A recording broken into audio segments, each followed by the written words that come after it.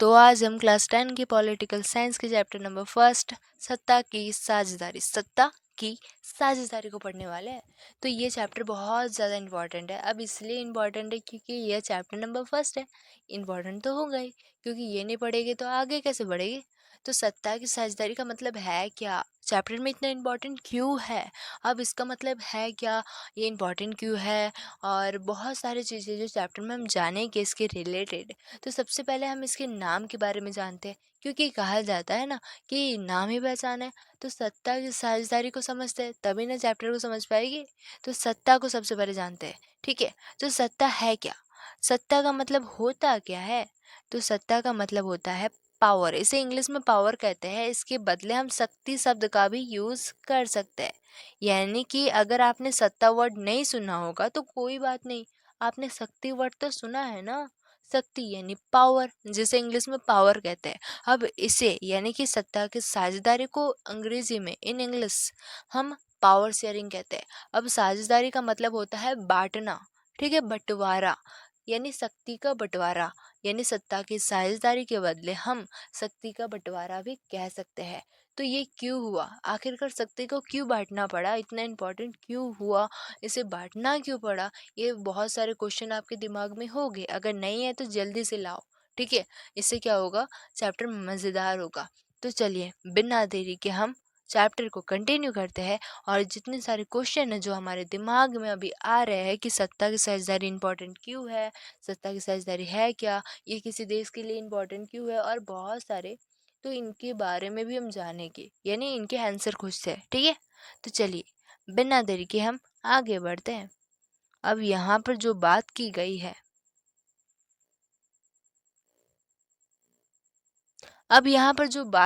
है, वो है परिचय। परिचय यानी इंट्रोडक्शन। सबसे पहले चैप्टर कह रहा है पहले मुझे तो जान लो फिर आगे बढ़ोगे, यानी कि क्या क्या पढ़ना है, कौन कौन से पड़ाव आएगी इस यात्रा में, पहले ये तो जान लो। तो ये जानने से पहले, जानने के लिए हमें क्या करना पड़ेगा, इंट्रोड्यूस करना पड़ेगा। तो चलो इंट्रोड्यूस करते हैं। चैप्टर हमें यह बताता है कि देखो, सबसे पहले ये याद करो कि क्लास 9 में तुमने क्या पढ़ा था। यानी कि इस अध्याय में हम सबसे पहले बात किया जा रहा है कि ये जो लोकतंत्र की यात्रा आपने क्लास 9 में शुरू की थी, यानी पिछले क्लास में, उसी में आगे बढ़ेंगे, ठीक है। यात्रा पूरा करो तभी दूसरी यात्रा में जाना। तो पिछले साल हमने देखा था कि लोकतांत्रिक व्यवस्था, आपने अगर क्लास 9 में ध्यान से पढ़ा होगा पॉलिटिकल साइंस को, तो लोकतांत्रिक व्यवस्था के बारे में पता होगा, ठीक है। तो सबसे पहले हम जान लेते हैं एक तरह का रिवीजन के लिए लोकतांत्रिक व्यवस्था क्या होता है, एक सरल भाषा में, ठीक है। सबसे पहले हम जानते हैं लोकतंत्र को। लोकतंत्र का मतलब क्या होता है, जहाँ पर प्रतिनिधि यानी गवर्नमेंट का चुनाव, सरकार का चुनाव जनता द्वारा होता है। जनता को प्राथमिकता दी जाती है, प्रायोरिटी दी जाती है। अब जहाँ ये व्यवस्था अपनाई जाती है वो है लोकतांत्रिक व्यवस्था, ठीक है, सिंपल। अब हम जानेंगे जो लोकतांत्रिक व्यवस्था है वहाँ पर जो ताकत है यानी सत्ता है वो एक के हाथ में नहीं होती है, एक के हाथ में ना होकर कई भागों में बढ़ जाती है। अब कौन कौन से भाग है यहाँ पर बताया गया है, एक है विधायिका, कार्यपालिका और न्यायपालिका, तीन भागों में बांटा गया है। सबसे पहले हम कार्यपालिका, विधायिका और न्यायपालिका के बारे में जानते हैं, ठीक है। तो विधायिका का काम क्या होता है, विधायिका क्या है, विधायिका जो कानून बनाती है, कानून बनाने का काम विधायिका करती है। कार्यपालिका उसे पारित करती है यानी लागू करती है, और जो कानून को नहीं मानता है उन्हें दंड देने के लिए कोई तो संस्था होनी चाहिए ना, तो वो है न्यायपालिका। और बहुत सारे इनके काम हैं जिनके बारे में हम अगले वीडियो में बात करेंगे। अगर आपको जानना है तो प्लीज़ कमेंट करना, पर तब तक के लिए हम यही जानते हैं कि इनका क्या क्या काम है, ठीक है। तो ये जो न्यायपालिका, कार्यपालिका, विधायिका के बीच सत्ता का बंटवारा किया गया है लोकतांत्रिक व्यवस्था में, और जिसे विकेंद्रित कहते हैं। विकेंद्रित यानी कि बंटवारा करना, ठीक है। ये वाला वर्ड आगे जाके आप बहुत सुनोगे। लोकतांत्रिक व्यवस्था में खासकर सत्ता का क्या हुआ है, विकेंद्रित हुआ है, विकेंद्रीकरण हुआ है। ये सारे जो वर्ड है, विकेंद्रित, विकेंद्रीकरण, ये आप पॉलिटिकल साइंस में यानी पॉलिटिक्स में बहुत ज़्यादा सुनने वाले हो, ठीक है। और लोकतंत्र में, ये लोकतंत्र के कामकाज के लिए सत्ता का बंटवारा बहुत ज़रूरी है, और चैप्टर फर्स्ट, सेकंड, थर्ड यानी आने वाले 3 चैप्टरों में अब यही पढ़ने वाले हैं। 3 अध्यायों में हम सत्ता के बँटवारे के बारे में ही बात करेंगे। तो समझ गए कि सत्ता की साझेदारी यानी सत्ता का बँटवारा होना, ठीक है? अब कितने भागों में हुआ ये भी जान लिया, इनका काम क्या-क्या है, विकेंद्रित का मतलब क्या होता है, इतना हमने जान लिया। अब हम जानेंगे चैप्टर के बारे में। तो चैप्टर क्या है? चैप्टर में हम जानेंगे सत्ता की साझेदारी को एक एग्ज़ाम्पल में, यानी 2 देशों का एग्ज़ाम्पल होगा यहाँ पर। एक है बेल्जियम, एक है श्रीलंका। दोनों की कहानी होगी जिसके ज़रिए हम समझेंगे सत्ता की साझेदारी क्या है, इम्पोर्टेंट क्यों है और आखिरकार सफल हुई कि नहीं इन देशों में। ठीक है, तो बिना देरी के यहाँ पर यही बताया गया है। तो चलिए आगे बढ़ते हैं। सबसे पहले हम बेल्जियम और श्रीलंका से इंट्रोड्यूस होते हैं, क्योंकि इनको जानेंगे नहीं तो कैसे पहचानेंगे। ठीक है, तो बेल्जियम क्या है? बेल्जियम यूरोप का एक छोटा सा देश है। छोटा सा देश है, क्या है बेल्जियम? क्या है? यूरोप का एक छोटा सा देश है। अब आपको बताना है कि यूरोप क्या है। ठीक है, तो एक छोटा सा देश है बेल्जियम यूरोप का, और क्षेत्रफल में हमारे हरियाणा यानी हरियाणा राज्य से भी छोटा है। इसकी सीमाएं, अब यहाँ पर एक क्वेश्चन बन सकता है, पड़ोसी देश यानी कि जो बेल्जियम के पड़ोसी देश क्या है? भारत के जिस तरह के पड़ोसी देश है, यानी कि भारत की सीमा किन किन देशों से लगती है, ये क्वेश्चन उठता है एग्जाम में। ठीक है, उसी तरह बेल्जियम में भी पूछा जा सकता है कि बेल्जियम की सीमाएं किन देशों से लगती है। उसमें आपको बताना है फ्रांस है, एक नीदरलैंड, एक जर्मनी और एक लक्सबर्ग है। ठीक है, अब ये जो बेल्जियम है वो कहाँ पर है? यूरोप में है। अब यूरोप क्या है ये आप सभी को बताना है।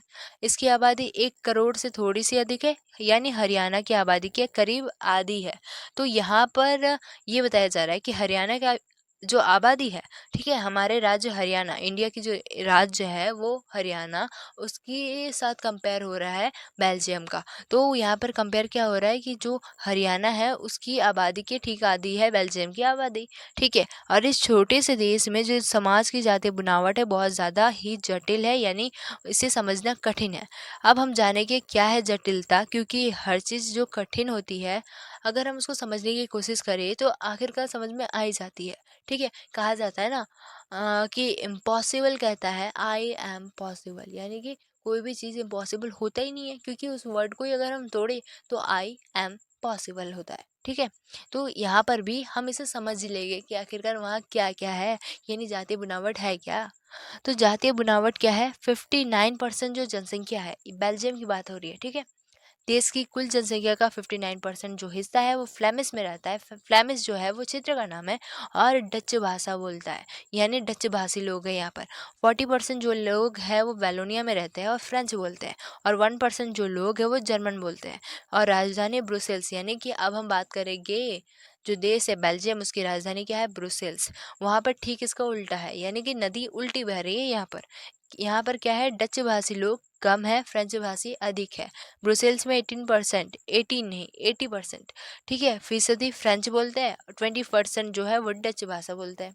अब यहाँ पर छोटे से बॉक्स में यहाँ बताया जा रहा है कि मेरे दिमाग में एक सीधा सा समीकरण आ रहा है, सत्ता का बंटवारा यानी सत्ता का टुकड़ा करना, इससे तो देश कमजोर हो जाएगा। अब आप सबके दिमाग में अगर ये क्वेश्चन आया है तो अच्छी बात है, क्योंकि यहाँ पर तो क्वेश्चन दिया गया है कि अगर हम सत्ता को बांट दे तो क्या वो टुकड़ों में बढ़ जाएगी, तो वो कमज़ोर हो जाएगी। क्योंकि हम अक्सर सुनते हैं ना कि एकता में बल होता है, यानी कि जैसे एग्जाम्पल हमने बचपन से एग्जाम्पल एक सुना है कि अगर गठरी में सारे जो लकड़ियां है, यानी गठरी की सारी लकड़ियों को अलग कर दिया जाए तो वो कमज़ोर हो जाएगी, पर एक साथ कर दिया जाए तो उसे तोड़ना मुश्किल होगा, यानी एकता में बल है। तो यहाँ पर क्या किया जा रहा है? एकता को तोड़ा जा रहा है, तो इससे तो देश टूट जाएगा, इससे कमज़ोर हो जाएगा। आपके दिमाग में ये क्वेश्चन आया? अगर नहीं आया तो कोई बात नहीं, यहाँ पर आया है। तो ये यहाँ पर हमें कंफ्यूज करने के लिए आया है कि सत्ता को अगर छोटे छोटे टुकड़े कर दे तो इससे तो हमारा जो पावर होगा वो छोटे छोटे भागों में बढ़ जाएगा। तो उससे क्या देश खंडित नहीं हो जाएगा, यानी कमज़ोर हो जाएगा, छोटे छोटे टुकड़ों में बढ़ जाएगा। तो इसके बारे में हम चैप्टर में जानेंगे, इसीलिए तो हम चैप्टर पढ़ रहे हैं। ठीक है, कि ये छोटे छोटे क्वेश्चनों के आंसर हमारे दिमाग में पहले से आ जाए। ठीक है, अब हम जानेंगे अल्पसंख्यक। अल्पसंख्यक यानी जिनकी संख्या कम होती है, बहुसंख्यक यानी जिनकी संख्या अधिक होती है। ठीक है, सिंपल। अल्प अल्पसंख्यक फ्रेंच, अल्पसंख्यक फ्रेंच यानी कि यहाँ पर बेल्जियम की बात की जा रही है, क्योंकि वहाँ पर ही अल्पसंख्यक फ्रेंच भाषी लोग हैं 40%, और 59% क्या है? डच भाषी लोग हैं। अब यहाँ पर अल्पसंख्यक फ्रेंच भाषी लोग तुलनात्मक रूप से ज़्यादा समृद्ध और ताकतवर है डच भाषी के कंपेयर में। अब उससे क्या हो रहा है यहाँ पर, वहाँ पर क्या हो रहा है, लोगों को यानी डच भाषी लोगों को उन्होंने कंपेयर किया तो उनको क्या लगा, बुरा लगा। अब उन्होंने 1950 में क्या हुआ, 1950 से 60 के दशक में, दशक का मतलब होता है 10 ईयर, क्योंकि इन दोनों के बीच क्या हो रहा है, 10 साल का गैप है। 1950 से 60 तक जाने के लिए 10 साल तो लगेगा ना। तो इस दशक के बीच क्या हुआ, एक मनमुटाव हुआ, एक तनाव हुआ, किनके बीच, फ्रेंच और डच भाषी के बीच। अब उनको क्या लगा कि देखो ये तो संख्या में कम है फिर भी इतने समृद्ध, इतने खुश कैसे। अब उन्हें लगा बुरा, उन्होंने क्या हुआ, उनके बीच टकराव हुआ, तनाव हुआ। अब इन दोनों समुदायों के टकराव से सबसे बड़ा जो इफेक्ट हुआ वो देखने को मिला ब्रुसेल्स में, जो कि बेल्जियम की राजधानी है। अब यह एक ऐसे विशेष तरह की समस्या थी क्योंकि दोनों के बीच मनमुटाव हो रहा है। डच बोलने वाले लोग संख्या के हिसाब से ज्यादा थे, कितने थे, 59% थे। और यहाँ पर जो है वो कमजोर थे, यानी कि उनकी संख्या अधिक थी पर वो क्या थे, आर्थिक रूप से कमजोर थे।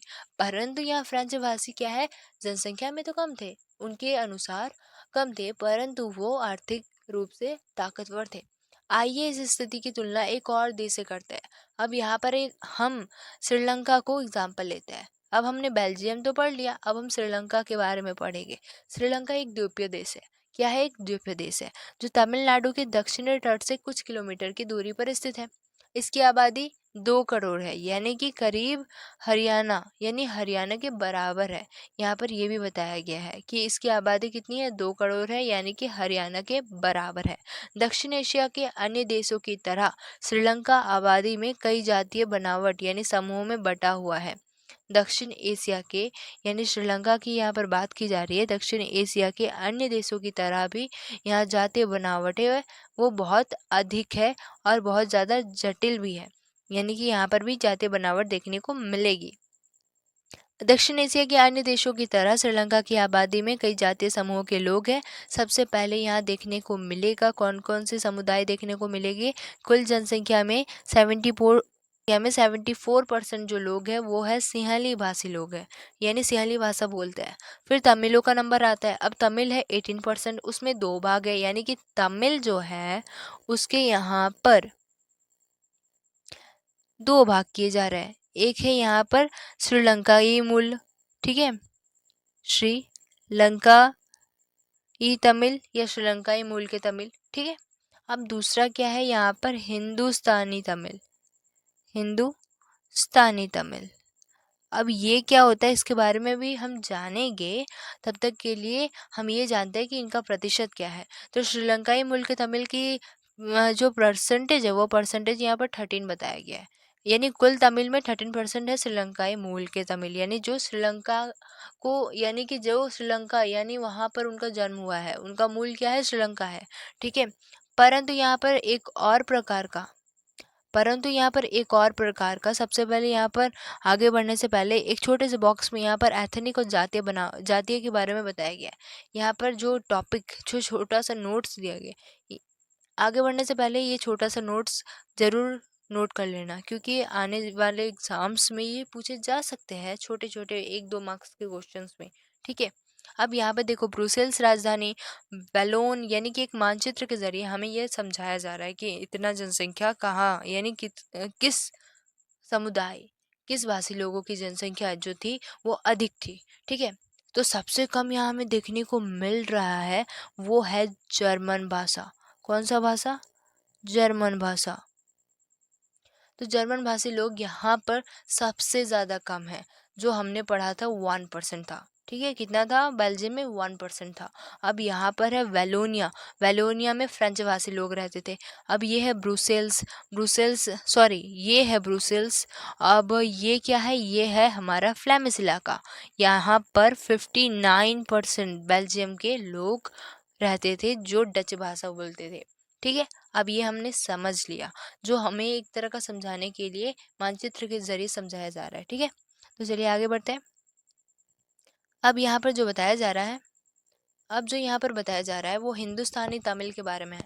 हमने ये तो जान लिया कि वहाँ पर 2 प्रकार के तमिल थे, 18% में से 5% तमिल क्या आ रहा है, हिंदुस्तानी तमिल आ रहा है, और बाकी जो 13% है वो है वो है श्रीलंकाई तमिल, यानी श्रीलंकाई मूल के तमिल। अब हिंदुस्तानी तमिल क्या है, जो औपनिवेशिक शासनकाल। अब हम समझते हैं औपनिवेशिक शासनकाल है क्या, यानी कि इसमें इसका क्या संबंध है। तो औपनिवेशिक शासनकाल यानी कि जब कोई देश, कोई ताकतवर देश किसी कमजोर देश पर शासन करता है। एग्जाम्पल ले सकते हैं औपनिवेशिक शासनकाल में भारत। ठीक है, भारत क्या था 100 साल पहले, यानी कि 100 साल पहले क्या था, ब्रिटिश शासन का, यानी ब्रिटिश शासन में था ना। उस टाइम को हम औपनिवेशिक शासनकाल कहते हैं। अब क्या था, ब्रिटिश क्या थी, जो ब्रिटिश सरकार थी, ब्रिटिश जो थी वो भारत पर शासन कर रही थी, उसे हम औपनिवेशिक शासनकाल कहते हैं। क्योंकि यहाँ पर क्या है, शक्तिशाली देश उस टाइम ब्रिटिश था, और क्या कर रहा था, वो शासन कर रहा था भारत पे। यानी जब कोई देश, शक्तिशाली देश किसी देश पर कंट्रोल करता है, पूरा कंट्रोल करता है, तब हम उसे औपनिवेशिक शासनकाल कहते हैं। ठीक है, तो यहाँ पर ये बताया जा रहा है भारत में लाए गए लोगों की संतान है, यानी कि ये जो लोग थे एक तरह का दास, दास प्रथा, पहले के समय दास प्रथा चलती थी। यानी कि इस प्रथा के जरिए क्या था कि लोगों को, हिंदुस्तानी लोगों को क्या किया जाता था, दूसरे देशों में भेजा जाता था मजदूर दास के रूप में, जो बागानों में काम करते थे। ठीक है, मौजूदा श्रीलंका के नक्शे पर गौर करें तो पाएंगे कि तमिल मुख्य रूप से उत्तर और पूर्वी प्रांत, यानी कि प्रांत का मतलब होता है राज्य, में आबाद है, यानी रहते हैं। अधिकतर सिंहली भाषी लोग, जिनकी संख्या 74% है श्रीलंका में, वो बौद्ध धर्म को मानते हैं, जबकि तमिल भाषी लोग कुछ हिंदू है, कुछ मुसलमान है। और श्रीलंका की आबादी की बात करें तो ईसाई लोगों की संख्या 7% है, जो दोनों भाषा बोलते हैं, यानी सिंहली और तमिल दोनों। ठीक है, अब जरा सोचिए कि ऐसी स्थिति, यानी कि ऐसी स्थिति में क्या हो सकता है। तो कौन सी स्थिति है यहाँ पर, तो इसे भी जानते हैं। तो बेल्जियम में डच भाषी और बड़ी संख्या के लोग, यानी बड़ी संख्या के बल पर फ्रेंच भाषी और जर्मन भाषी लोगों पर अपनी इच्छाएं थोप सकते हैं। इससे अनेक उनके बीच लड़ाई हो सकती है, और संभव था कि ये देश बढ़ भी जाता। ब्रुसेल्स पर दोनों पक्ष अपना अपना दावा ठोकते हैं। श्रीलंका में सिंहली आबादी का बहुमत और ज़्यादा था, क्योंकि सिंहली भाषी 74% है, और वो क्या एक तरह का बहुसंख्यकवाद को मानते हैं। अब इसके बारे में हम आगे जाके पढ़ेंगे, यानी कि सेकंड टॉपिक यही है। तो ये हम देखेंगे कि आखिरकार श्रीलंका में बहुसंख्यकवाद क्या है, बहुसंख्यक का मतलब होता क्या है। जो समुदाय जिनकी संख्या अधिक है वो अपने आप को पावरफुल मानता है, यानी कि जो पूरी शक्ति है। ठीक है, शासन का पूरा जो पावर होता है वो इन्हीं के हाथ में होता है, जिनकी संख्या अधिक है। सन 1948 में श्रीलंका एक स्वतंत्र राष्ट्र बना, और सियाली समुदाय के नेता ने अपनी बहुसंख्या के बल पर शासन का प्रभुत्व जमाना चाहा, यानी कि शासन जमाना चाहा। इस वजह से लोकतांत्रिक रूप से निर्वाचित सरकार ने सियाली समुदाय को प्रभुत्व कायम करने के लिए बहुसंख्यक परिस्थिति के तहत कई कदम उठाए थे, जिसमें से यहाँ पर बताया गया है एक एग्जाम्पल। 1956 में एक कानून बना, एक ऐसा कानून बना श्रीलंका में जिसमें तमिलों को दरकिनार, यानी कि नजरअंदाज एक तरह का कर दिया गया, उनको कोई वैल्यू नहीं दिया गया उस टाइम। ठीक है, और सिंहली को एकमात्र राजभाषा घोषित कर दिया गया, क्योंकि बहुसंख्यकवाद वहां पर पहले माना जाता था। श्रीलंका में बहुसंख्यकवाद जब था, तब उन्होंने 1956 में एक कानून बनाया जिसके तहत तमिल को अलग कर दिया गया, यानी उनको कोई वैल्यू नहीं दिया गया, और एकमात्र राज्यभाषा के रूप में सिंहली को रखा गया। और विश्वविद्यालय, सरकारी नौकरी में भी सिंहली को ही प्राथमिकता दी गई। अब हम आगे बढ़ते हैं कि आखिर क्या हुआ। नए संविधान में यह प्रावधान भी किया गया कि बौद्ध धर्म का, यानी बौद्ध मत का संरक्षण होगा, क्योंकि सिंहली भाषी बौद्ध को ही मानते थे। ठीक है, एक एक करके आए इन सरकारी फैसलों ने श्रीलंकाई तमिल को नाराजगी और शासन को लेकर बेगानापन यानी कि अपने आप को अलग मानना, यानी वो क्या उनके दिमाग में एक बैठ गया कि देखो हमारा कोई वैल्यू नहीं हो रहा है, हमें एक तरह का नज़रअंदाज किया जा रहा है, यानी कि हमारा कोई वैल्यू नहीं है यहाँ पर। ठीक है, तो वो एक तरह का अपने आप को अलग मानने लगे कि हमारा यहाँ पर कोई वैल्यू नहीं हो रहा है, बेगानापन होने लगा। ठीक है, तो वो नाराज भी होने लगे, शासन को लेकर अलग भाव भी आ गया कि शासन हमारा हमारा मतलब हमें हिस्सा नहीं मान रही है, ठीक है। और उन्हें लगा बौद्ध धर्मावलंबी सियालियों के लिए नेतृत्व वाले सारे राजनीतिक पार्टी उनकी भाषा और संस्कृति को लेकर असंवेदनशील है, यानी उन्हें कोई पूछ ही नहीं रहा है। उन्हें लगा कि संविधान और सरकार की जो नीतियां है, जो सरकार की नीतियां है, उन्हें समान राजनीतिक अधिकार से वंचित रही है, यानी कि उन्हें कोई वैल्यू नहीं दे रहा है और जितने भी अधिकार है उनसे हमें वंचित रखा जा रहा है। नौकरियां और फायदे में भी सबसे पहले प्राथमिकता सिंहली को ही दिया जा रहा है, हमारे साथ भेदभाव हो रहा है, वो उनके दिमाग में बैठा। और ये सारी चीज़ें ये होनी थी क्योंकि ये जो हुए बहुसंख्यकवाद का परिणाम यही होता कि अल्पसंख्यक को ऐसा लगने लगता है कि हमारा कोई वैल्यू ही नहीं है, ठीक है। तो परिणाम क्या हुआ, तमिल और सिंहली के बीच जो हालात है वो बिगड़ते चले गए, उनके बीच बहुत सारे तनाव हुए। बहुसंख्यक का मतलब यहाँ पर बताया गया है, इसे भी नोट करना है। अब यहाँ पर बहुसंख्यकवाद को हम कंटिन्यू करते हैं। श्रीलंकाई तमिल ने अपनी राजनीतिक पार्टी बनाई, उन्होंने फैसला किया कि अब तो हमें कुछ करना होगा, कुछ करना होगा, वरना हमारा मतलब हमारा नामो निशान मिट जाएगा, ठीक है। अब हमें कुछ ऐसे डिसीजन लेने होंगे, कुछ ऐसे काम करने होंगे जिससे हमें भी, यानी हमें भी प्रायोरिटी दी जाए, हमें भी वैल्यूएबल माना जाए, ठीक है। उन्होंने बहुत सारी राजनीतिक पार्टी बनाई, तमिल को राज्य भाषा बनाए और बनाने, क्षेत्र स्वायत्ता हासिल करने और शिक्षा रोजगार संबंधित बहुत सारी चीज़ों पर समान अधिकार पाने के लिए संघर्ष किया। जैसे कि संघर्ष का मतलब होता है बहुत सारी लड़ाइयाँ लड़ी, ठीक है, और बहुत सारे संघर्ष का सामना भी किया उन्होंने। लेकिन तमिलों ने क्या हुआ, उन्होंने आबादी तमिलों की आबादी वाले इलाकों की स्वायत्ता, उनकी मांगों को लगातार नकारा गया क्योंकि उनको कमज़ोर माना जाता था, क्योंकि उनकी संख्या कम थी। 1980 के दशक में क्या हुआ, उत्तर पूर्वी श्रीलंका में स्वतंत्र तमिल इलम, इलम यानी कि सरकार यहाँ पर कहा गया है, ठीक है। 1980 के दशक में तमिल इलम, स्वतंत्र तमिल इलम बनाने यानी सरकार बनाने की मांग को लेकर अनेक राजनीतिक संगठन बने। बेल्जियम की समझदारी क्या है, अब हम जानेंगे बेल्जियम की समझदारी, ठीक है।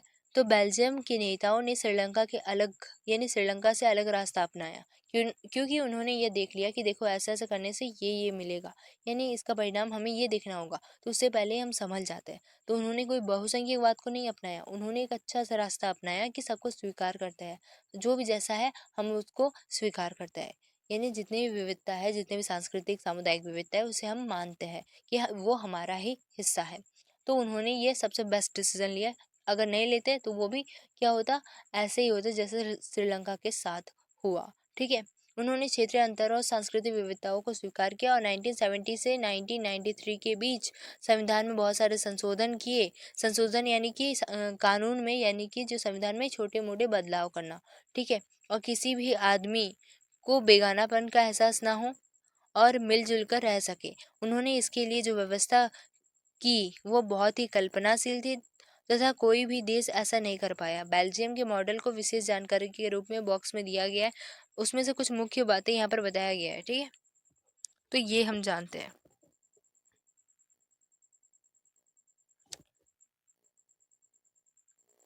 सबसे पहला पॉइंट है, संविधान में इस बात का स्पष्ट प्रावधान है कि अब इसे आगे बढ़ाने से पहले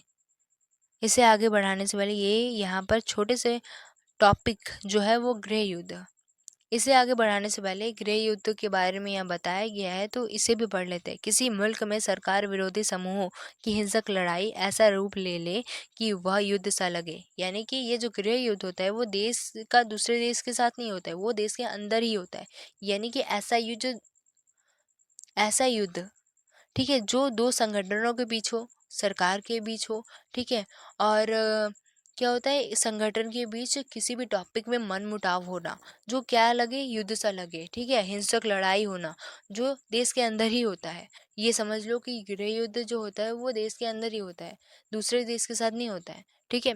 तो ऐसा लगे, ऐसा मनमुटाव हो, ऐसा हिंसक लड़ाई हो जो युद्ध सा लगे, तो हम इसे गृह युद्ध कहते हैं। अब हम टॉपिक को कंटिन्यू करते हैं। संविधान में इस बात का स्पष्ट प्रावधान किया, किसने, बेल्जियम में, ठीक है। बेल्जियम ने ये क्या किया कि संविधान में स्पष्ट प्रावधान होगा कि केंद्र सरकार में डच और फ्रेंच भाषी दोनों को समान अधिकार दिए जाएंगे और कोई कानून तभी बनेगा जब दोनों समुदाय का आपसी सहमत हो, ठीक है।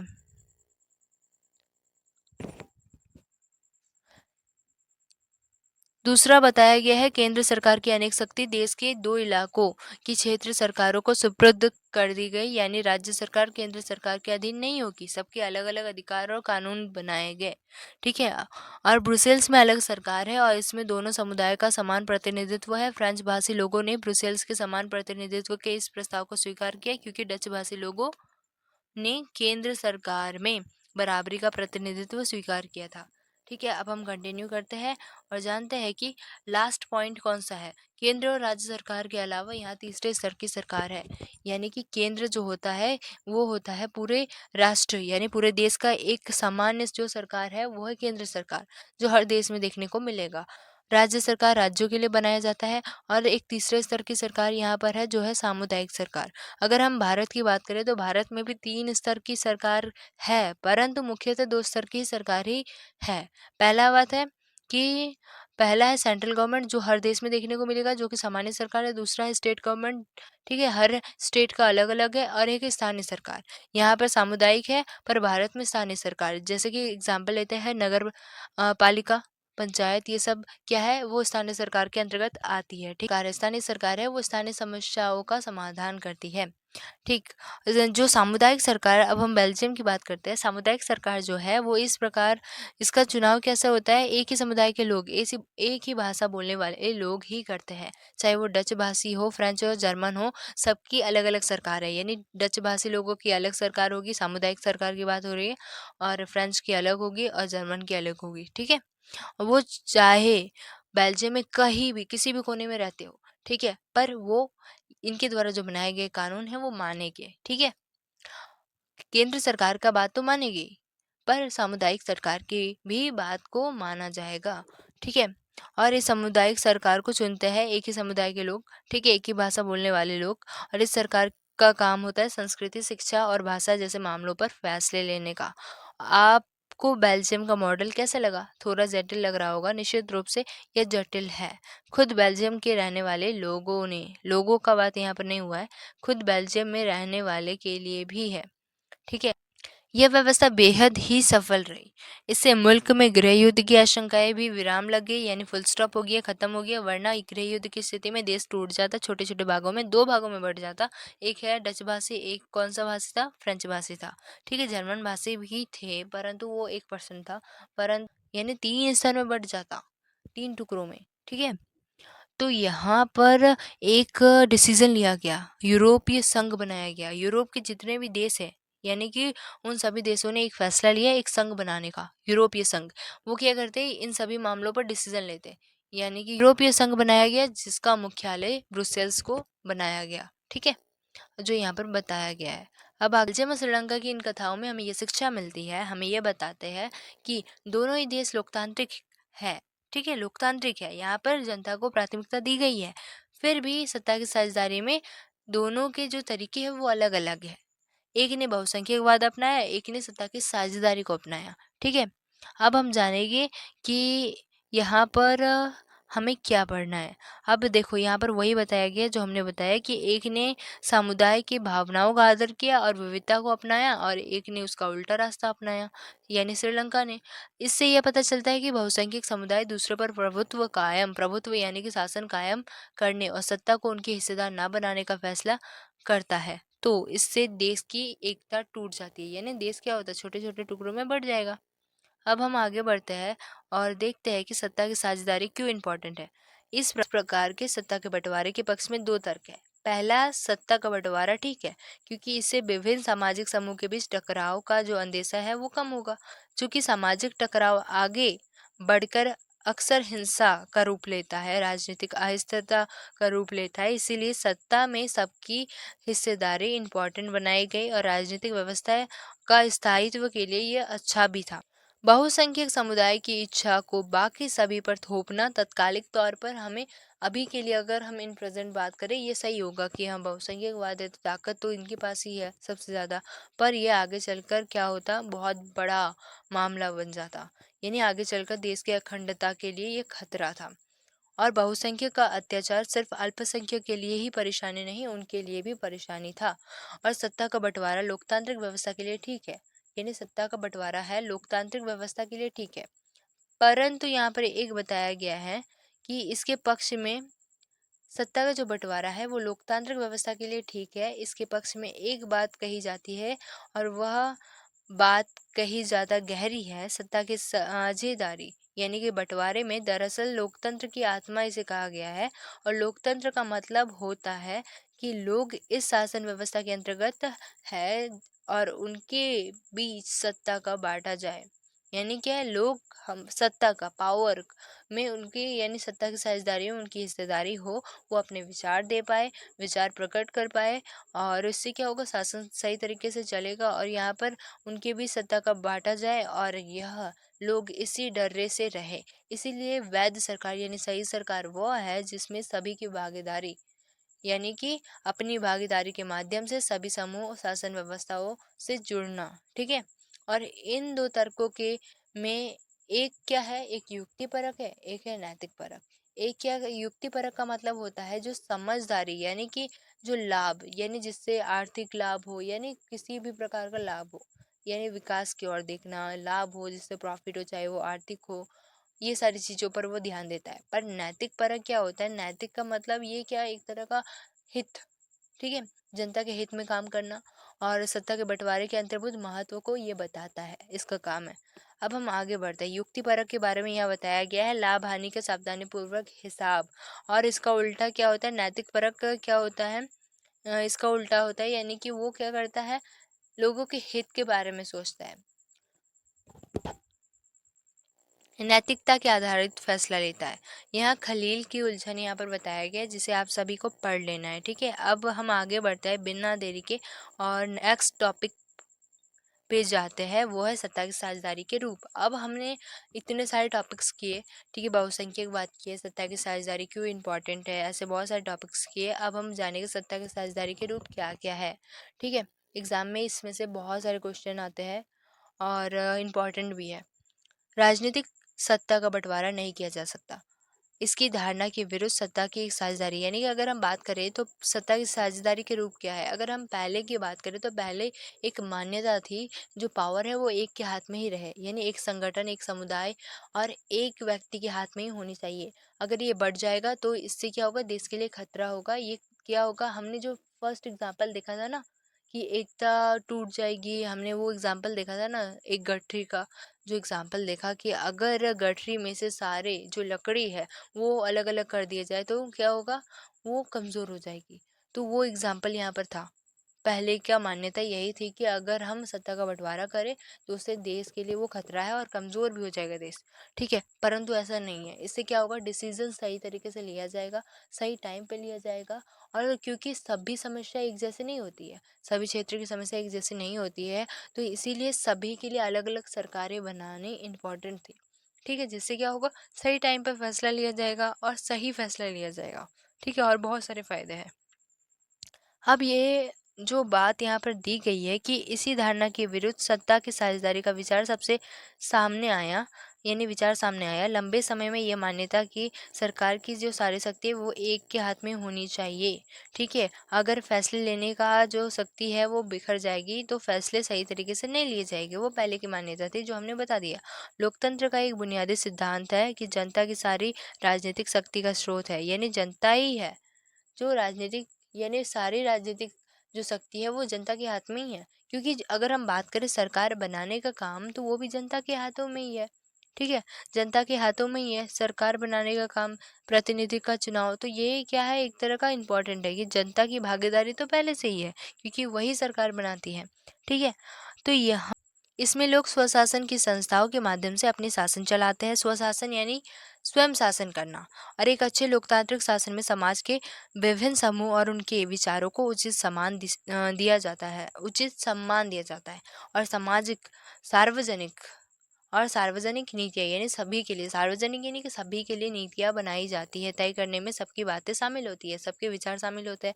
और इसीलिए उसी लोकतांत्रिक शासन को अच्छा माना जाता है जिसमें ज़्यादा से ज़्यादा नागरिक की भागीदारी हो, हिस्सेदारी हो। ठीक है, आधुनिक लोकतांत्रिक व्यवस्था में सत्ता की साझेदारी का अनेक रूप है। चलिए हम एग्जाम्पल से समझते हैं। पहला यहाँ पर बताया गया है शासन के विभिन्न अंग है, जो हमने चैप्टर की स्टार्टिंग में ही पढ़ा कि शासन के विभिन्न रूप है। विधायिका, कार्यपालिका, न्यायपालिका के बीच सत्ता का बंटवारा हुआ है। सत्ता की साझेदारी 3 भागों में है। ये तो हो गया क्वेश्चन खत्म कि 3 भागों में है, विधायिका, कार्यपालिका, न्यायपालिका। हम सत्ता का क्षैतिज वितरण इसे कहते हैं, यानी इसी बंटवारे को हम क्षैतिज वितरण कहते हैं, क्योंकि इसमें सरकार के विभिन्न अंग एक ही स्तर में रहकर अपनी अपनी शक्ति का उपयोग करते हैं। अब यहाँ पर यह बताया गया है कि ऐसे बंटवारे में यह सुनिश्चित हो जाता है कि कोई भी अंग जो है, यानी कोई भी भाग सत्ता का असीमित उपयोग नहीं कर सकता। सबके पास अपने अधिकार है और कुछ सीमित अधिकार है। ठीक है, हर अंग दूसरे पर अंकुश रखता है और इससे विभिन्न संस्थाओं के बीच सत्ता का संतुलन बनता है। लोकतांत्रिक संस्था, यानी आपने 9th क्लास में पढ़ा होगा लोकतांत्रिक संस्थाओं के बारे में। ठीक है, हमारे देश में कार्यपालिका सत्ता का उपयोग करती है, परंतु वो संसद के जो अधीन होती है, पार्लियामेंट के अधीन होती है। यानी कार्यपालिका काम तो करती है, सत्ता का उपयोग करती है, पावर का, परंतु वो संसद यानी पार्लियामेंट के अधीन होती है। न्यायपालिका की नियुक्ति कार्यपालिका करती है, पर न्यायपालिका कार्यपालिका और विधायिका द्वारा बनाए गए कानून पर अंकुश रख सकती है और इस व्यवस्था को नियंत्रण और संतुलन, ठीक है, नियंत्रण और संतुलन की व्यवस्था भी कहते हैं। दूसरा पॉइंट, सरकार के बीच विभिन्न स्तरों की सत्ता का बंटवारा हो जिससे पूरे देश के लिए सामान्य सरकार हो। यानी सभी यहाँ पर बताया जा रहा है कि जो सत्ता का बंटवारा होगा, विभिन्न स्तरों में सत्ता का बंटवारा होगा जिससे पूरे देश में एक सामान्य सरकार होगी। ठीक है, और फिर प्रांत होगी और फिर क्षेत्रीय होगी, यानी कि अलग अलग सरकार रहेगी। पूरे देश में एक सामान्य सरकार होगी जिसे हम संघ सरकार या फिर केंद्र सरकार कहते हैं। ठीक है, जिसे हम सेंट्रल गवर्नमेंट, जो पूरे देश में के लिए सामान्य सरकार होगी जो हर देश में होती है, जिसे सेंट्रल गवर्नमेंट कहते हैं। और सेकंड होता है प्रांतीय सरकार, जो यहाँ पर हमने बताया कि पहला होती है सामान्य जिसे केंद्र सरकार, फिर आएगी प्रांतीय सरकार, फिर क्षेत्रीय सरकार। ठीक है, अब प्रांतीय सरकार जो हर स्टेट के लिए अलग अलग है। प्रांतीय या क्षेत्रीय सरकार इसे हम कहते हैं। कई जगह पे इसे राज्य सरकार भी कहा जाता है, प्रांत को राज्य ही कहा जाता है। ठीक है, हर देश में ये अपनाया नहीं जाता है, यानी कि हर देश में आप सुनिएगा कि राज्य सरकार नहीं होगा, बहुत सारे देश में केवल केंद्र सरकार ही होती है। ठीक है, पर इस व्यवस्था यानी लोकतांत्रिक व्यवस्था में ऐसी व्यवस्था जो भी देश अपनाता है, वो वहाँ पर संविधान में स्पष्ट रूप से उल्लेख किया गया है केंद्र और राज्य सरकार के बीच सत्ता का बंटवारा होगा। बेल्जियम में यह काम कर के नीचे एक स्तर की सरकार होगी, वो होगी वहाँ की स्थानीय सरकार। यानी कि जो बेल्जियम की बात करें तो वो थी सामुदायिक सरकार, यानी हर समुदाय का अलग अलग सरकार था। ठीक है, पर यहाँ पर भारत की अगर हम बात करें तो भारत में स्थानीय सरकार, जैसे हम नगर पालिका, पंचायत, यहाँ पर एग्जाम्पल दिया गया है। अब उच्चतर और निम्नतर, यानी कि उच्चतर यानी कि सेंट्रल गवर्नमेंट, निम्नतर स्थानीय और राज्य सरकार के बीच क्या, सरकार के बीच सत्ता का जो बंटवारा होगा।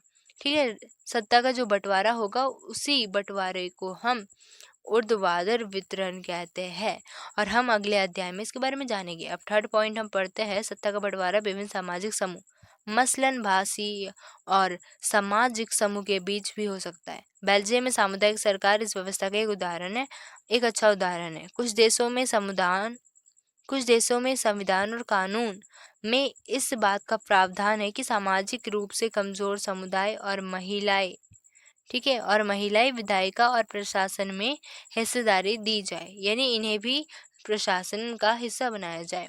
ठीक है, पिछले साल हमने अपने है आरक्षित चुनाव जैसे क्षेत्र वाली ऐसी ही व्यवस्था के बारे में पढ़ा था, क्लास 9 में आपने पढ़ा होगा। इस तरह की व्यवस्था विधायिका और प्रशासन में अलग अलग सामाजिक समूहों को हिस्सेदारी देने के लिए की जाती है, ताकि लोग खुद को शासन से अलग ना समझे, यानी कि उनके मन में बेगानापन ना आए, ये भावना आए कि हमारे यहाँ कोई भी यहाँ पर वैल्यू नहीं है, हम अलग हैं। ठीक है, अल्पसंख्यक समुदाय को भी इसी तरीके से सत्ता में उचित हिस्सेदारी दी जाए जैसे कि बहुसंख्यक को दिया जाए, यानी कि संविधान या फिर सत्ता का जो हिस्सेदारी है वो सभी के लिए समान होगा, जो कि इकाई 2 में चर्चा की जाएगी इसके बारे में।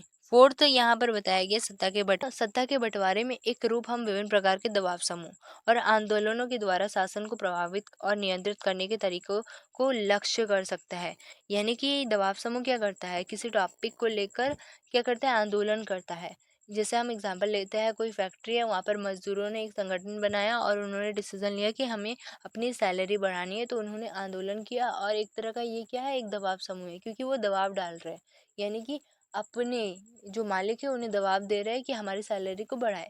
उसी तरह दबाव समूह और आंदोलनों द्वारा शासन को प्रभावित किया जाता है, कि शासन को प्रभावित किया जाता है और दबाव डाला जाता है कि हमारे डिसीज़न को मानें, ठीक है? और लोकतंत्र में लोगों के सामने सत्ता के दावेदारों के बीच चुनाव का विकल्प जरूर रखना चाहिए। समकालीन लोकतांत्रिक व्यवस्था में यह विकल्प विभिन्न पार्टियों के रूप में उपलब्ध होता है। पार्टियां सत्ता के लिए आपस में प्रतिस्पर्धा यानी कंपटीशन करती है, और पार्टियों की आपसी प्रतिद्वंद्विता के कारण ही यह सुनिश्चित कर देता है कि सत्ता का जो पावर जो है वो किसी एक के हाथ में नहीं होनी चाहिए, क्योंकि अगर एक के हाथ में हुई तो वो मनमानी तरीके से काम करेगा, ठीक है? और सत्ता का बंटवारा होना चाहिए। और यहाँ पर ये भी बताया गया है कि सत्ता एक व्यक्ति या समूह के हाथ में ना रहे। एक बड़ी समय अवधि पर गौर करें तो पाएंगे कि सत्ता बारी बारी से अलग अलग विचारधारा, यानी कि क्या सरकार बदलती है, विचारधारा बदलती है, यानी सत्ता एक के हाथ दूसरे हाथ में जाती है, और सामाजिक समूह वाले पार्टियों के हाथ में आती जाती रहती है, क्योंकि सरकार समय के अनुसार बदलती रहती है।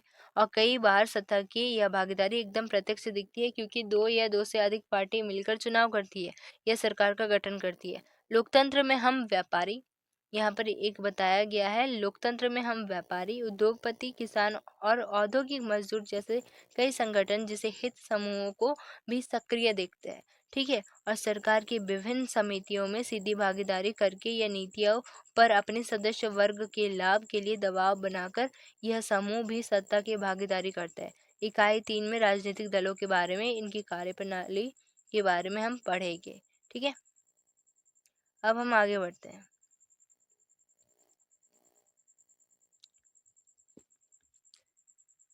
चैप्टर यहीं पर होता है ख़त्म। अगर कोई भी डाउट हो तो प्लीज़ कमेंट करना, और चैनल को लाइक एंड सब्सक्राइब करना मत भूलना।